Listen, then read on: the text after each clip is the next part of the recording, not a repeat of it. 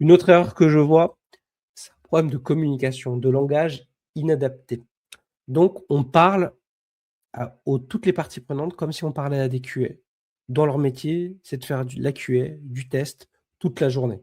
C'est pas le cas de tout le monde, c'est pas le cas des devs, c'est pas le cas des PO, et c'est certainement pas le cas des managements, et c'est pas forcément sur ça qu'ils vous attendent. Et donc, là, vous allez voir une erreur de communication qui va impacter votre légitimité. Vous allez parler le taux de couverture des tests unitaires, et ça sur le module X. On a un problème de flaky test sur la CI/CD. Le framework d'automatisation nécessite un refactoring.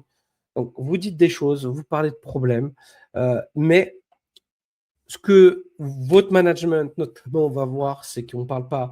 Lui, ce qu'il va attendre, c'est pas forcément ces choses ultra détaillées. C'est quel est le niveau de risque que vous attendez? Quelle est la confiance que vous allez avoir pour la mise en prod? Est-ce qu'on va maintenir les délais? S'il y a des soucis, quels sont les arbitrages et décisions que vous devez prendre, que lui doit prendre en tant que sponsor, en tant que manager, lui ou elle, bien sûr. Et c'est ça qui est là-dessus. Et donc, c'est facile pour nous parce que c'est notre quotidien, on parle comme ça.